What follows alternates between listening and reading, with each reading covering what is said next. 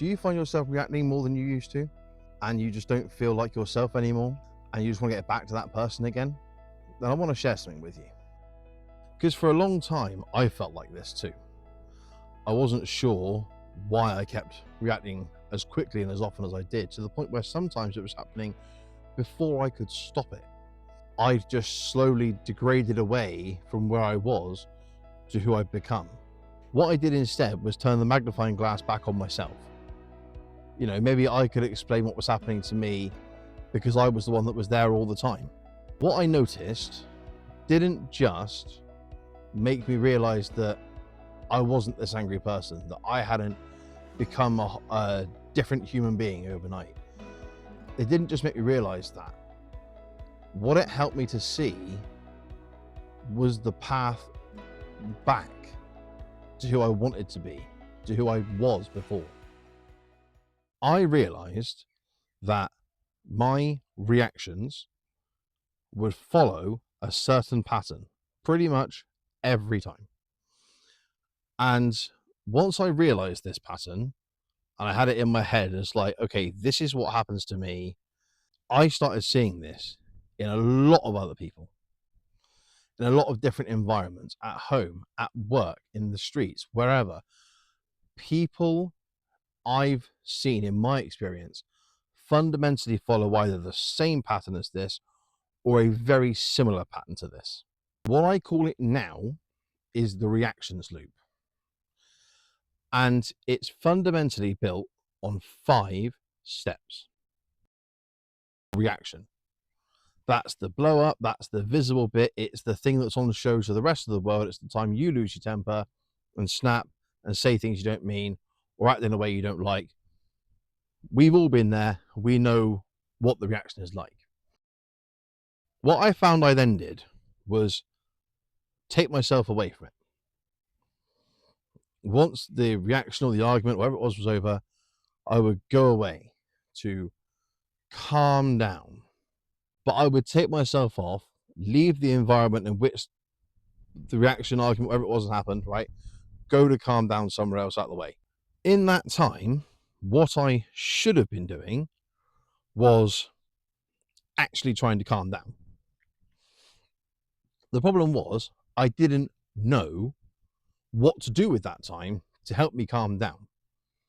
I hadn't worked out a system or a way forward to move from what had just happened back to a bit more peace, a bit more clarity, a bit more calm, so I could go back into the room.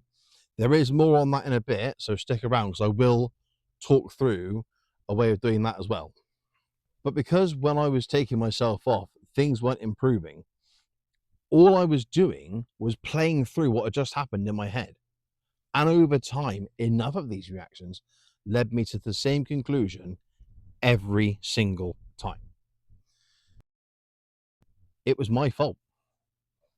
It didn't matter what had happened in the end. It didn't matter what the provocation was. I knew better than that. I should have been better than that. I wasn't better than that. Therefore, it's my fault. And that felt honest. That felt logical. It was the truth to one extent or another. I did know better than that. I should have done better than that. But the end result of that meant that every time I took myself away, having just had a reaction or an argument, I would take myself away and then blame myself and beat myself up for doing it. So at no point so far have I actually improved in terms of mood, mentality, any of that. Nothing. It's just getting worse, right? What I would then do, or what then happened as a consequence of taking myself away and isolating and then blaming myself, was the pressure I would put myself under. Pressure doesn't have to be, I need to do better next time. Pressure can start like, I need to do better next time. But again, we're talking about not one reaction, we're talking about several. And over time, that pressure, for me, it came across as things like, how many chances do you think you've still got? How long do you think it is before everybody gets fed up with you? how much more time do you think you've got before your kids don't want to talk to you, or you end up being single, or you get kicked out, or whatever it is? The pressure I was putting on myself made it more and more and more important that the next time something happened, I got it right. And the time after that, and the time after that, until I had built up a version of myself that wasn't going to react the next time. That pressure drove me to all kinds of low places. And the worst part about that pressure was that nobody else, apart from me, really knew it existed. So you had two battles then being fought, two battles being fought, and they were the battle externally, where I was trying to turn up as the person I wanted to be, to not impress, but make amends for what I'd done, what I'd said, how I reacted, make amends for not being the person the people I cared about deserved. And then the internal struggle was, if I keep fucking it up, they'll all leave anyway. So despite the fact I was trying harder and harder, it felt like I was getting closer and closer to losing the people I was trying hard for. And then eventually, as I've just hinted, I would try again to be a better person, knowing that with each time I tried, there was more pressure to get it right. There was more on the line if I got it wrong again. And, you know, sometimes when you do try again, it starts off really well because you might have a couple of good days where things generally aren't that bad. Or you might push it down far enough that for that first little bit, people think, oh, maybe he's changed. Maybe he's calmer now. But eventually, it goes wrong. And you snap again. And when you snap again, that process, that loop, begins again and again. And every time that loop begins again, the blame gets worse, the pressure gets worse, the way you're feeling gets worse. So your mental health, the pressure, the blame, and the judgment and or like the way you're perceived by the people around you all get worse at once. On loop until you find a way out of it. Now, unfortunately, with this loop, until you see it and until you're ready to act on it, there is no way out. So, what I want to do is together with you, make 2 commitments, right? Now, today, that will help us going forward to break this loop, break this cycle, and stay committed to these 2 things long enough that this cycle doesn't run our life anymore. We decide what happens next. The first one is I want to introduce the concept of proper awareness.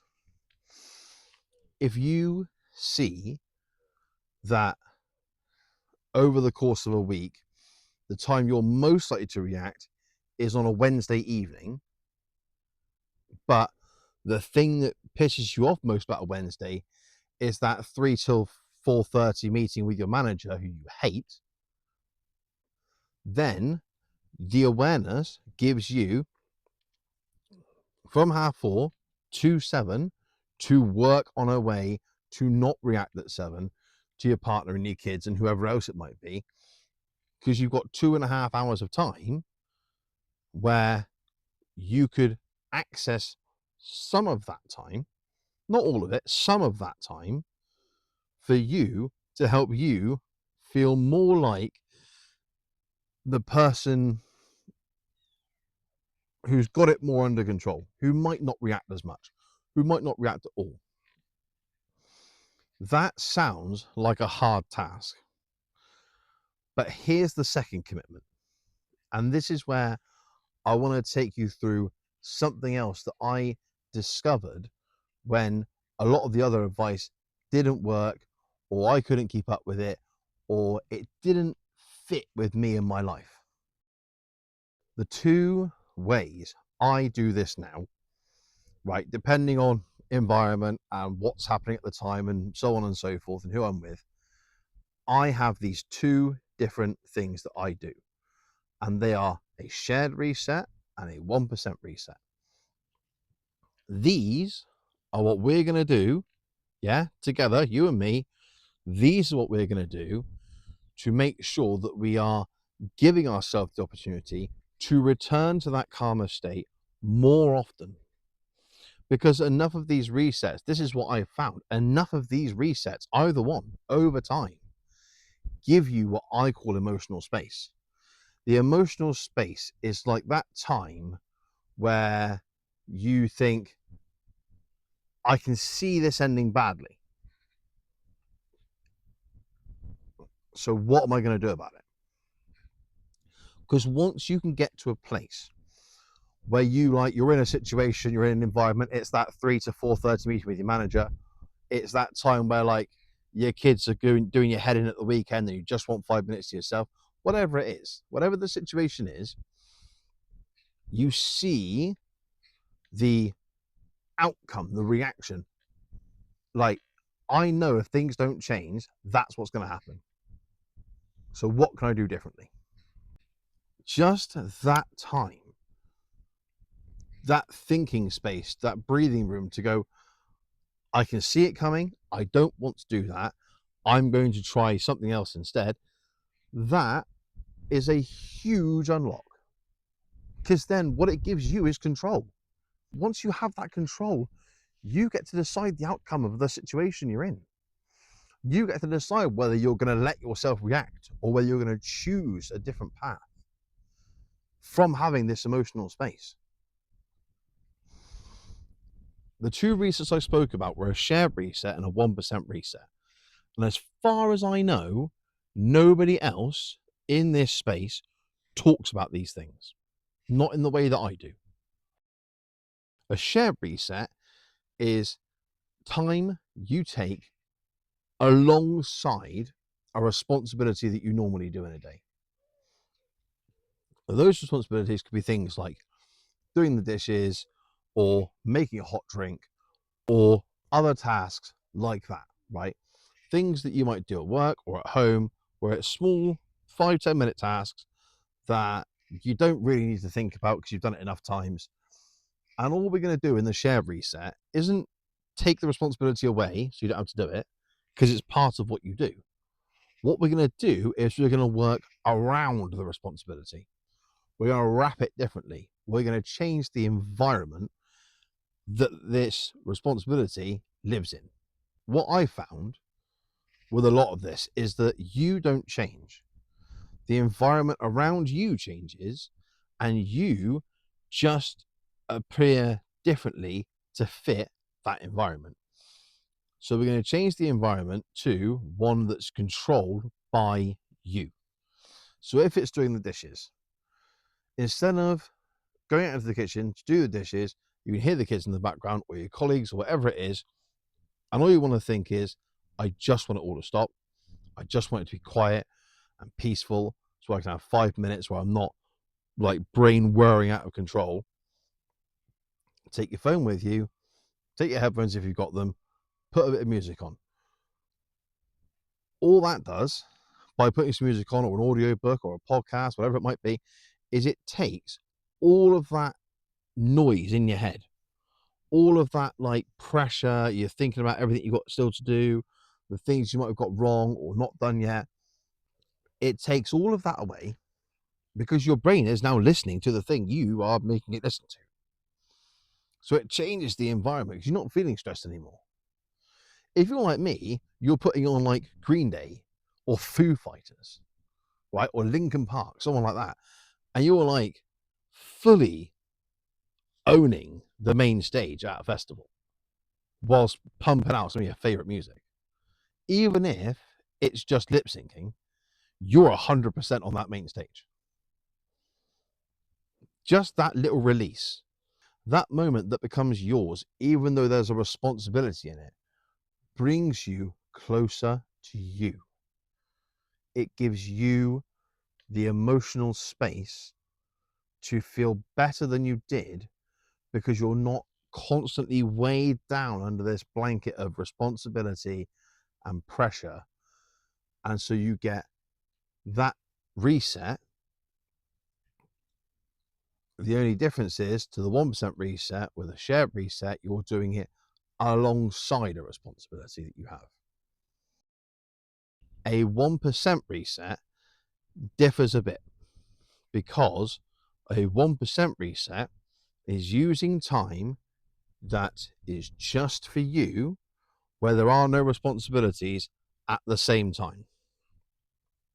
If you are thinking, and I want to stop here a second to say, if you are thinking, I don't have this time, start with a shared reset. Start with a shared reset because the shared resets, enough of them taken over time, will show you if and where this time exists. Do you know what one thing I learned from the shared resets was that helped me to see my day differently?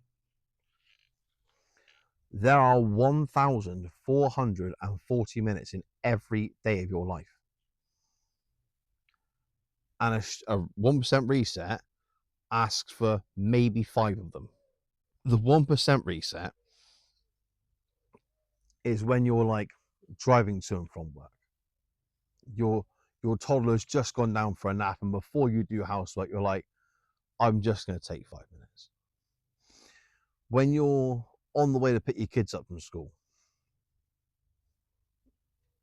when you're on the way back from the shop, if you're on your own and you have that unclaimed, unguarded time, you can access a 1% reset. When I say unclaimed, unguarded time, just so we're clear, it's time where you are by yourself, where possible. There's no person around you that expects or needs you to be like responsible for them for that time. Provided you're just getting to have that time where you can just exist as you, that's what that time looks like. In those moments, the 1% reset is not more effective, but it has more scope for what we can do. Because if you're obviously driving, some of this doesn't apply. But if you're on the train, on the bus, maybe you've got to work 5 minutes early, and before you go in, you decide on a 1% reset. You could pull your phone out and watch a bit of TV on your phone. The amount of streaming services now, with like Netflix, Amazon Prime, BBC iPlayer, ITVX, oh god, Disney Plus, the list goes on and on. You could watch a bit of a program you like, or a bit of a film you like then, or a YouTube video that you want to watch. If you don't have access to sitting and watching the screen, you could, if it's done safely, call a friend, have a 5 minute chat, or put some music on, just like we did over here in the shared reset. The outcome we're looking for from this 1% reset and the shared reset isn't an overnight change. It's giving you more small pockets of time where you feel more like the person you were, and you actually get to not just feel like that person, but you get to be that person again for that time. Enough of these resets, and this isn't just my experience. I've helped other people to take these. They all report pretty much the same thing. Enough of these resets taken over time give you that feeling that actually maybe it is not me that's changed. Maybe it is the environment. When I was going through this, I went from having no kids, no responsibilities, doing whatever I liked all the time, working full time, part time, whatever it was. But again, it was like, it's only working, it's just a job. I didn't have a lot of real care for like making sure I was the best of myself. I didn't really have to hold myself to a standard because it was just me. And if I got it wrong, well, oh well, there's always tomorrow. By the time I felt like I'd lost who I was a different person, I had 2 kids. I had responsibilities and pressure and like bills that had to be paid, not just because otherwise I'd get like a bit of flack. Because if I didn't pay my bills, my kids would be affected by that. My partner, who I cared for, would be affected by that. The environment around me changed fundamentally from the ground up. I hadn't lost the person I was. That person I was being squeezed down by the environment created on top of it. So if you want to commit to those 2 things, the awareness and the resets with me, that is fantastic.